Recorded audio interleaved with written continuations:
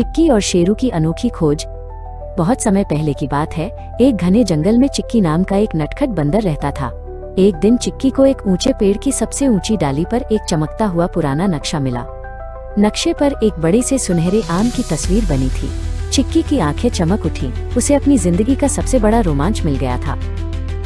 नक्शे के अनुसार वो जादुई आम पत्थरों वाली नदी के उस पार एक गुफा में था। चिक्की जानता था कि वह अकेला नदी पार नहीं कर पाएगा।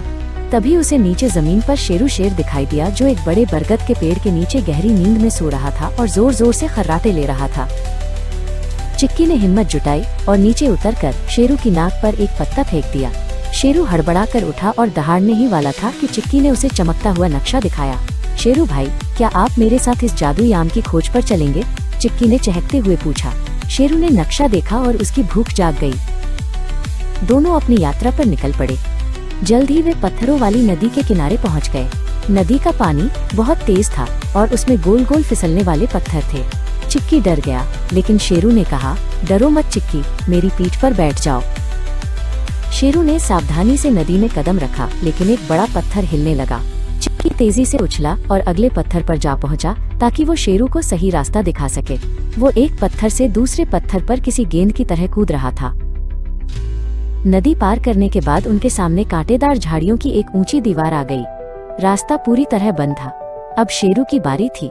उसने अपने मजबूत पंजों से झाड़ियों को हटाना शुरू किया और देखते ही देखते एक रास्ता बना दिया।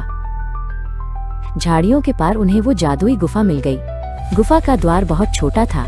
शेरू अंदर नहीं जा सकता था, लेकिन चिक्की आसानी से अंदर सरक गया। अंदर अंधेरा था, पर दूर कहीं से एक सुनहरी रोशनी आ रही थी। गुफा के अंदर एक ऊंचे चबूतरे पर वो सुनहरा आम रखा था, लेकिन वहाँ एक मुश्किल थी। आम के चारों ओर एक विशाल और चिपचिपा मकड़ी का जाला था। चिक्की जैसे ही आगे बढ़ा, उसके हाथ जाले में फंसने लगे। वो घबराकर चिल्लाया, शेरू भाई, मेरी मदद करो। गुफा के बाहर खड़े शेरू ने एक जोरदार दहाड़ मारी।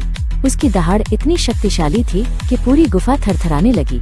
कंपन की वजह से ऊपर से कुछ पत्थर गिरे और वो सारा जाला टूटकर नीचे गिर गया। चिक्की आजाद हो गया। चिक्की सुनहरा आम लेकर बाहर आया। दोनों ने मिलकर उस फल को बांटा। वो सोने का नहीं था, लेकिन उसका स्वाद इतना मीठा था जैसे उसमें सूरज की रोशनी घुली हो। चिक्की और शेरू अब सिर्फ साथी नहीं, बल्कि पक्के दोस्त बन चुके थे।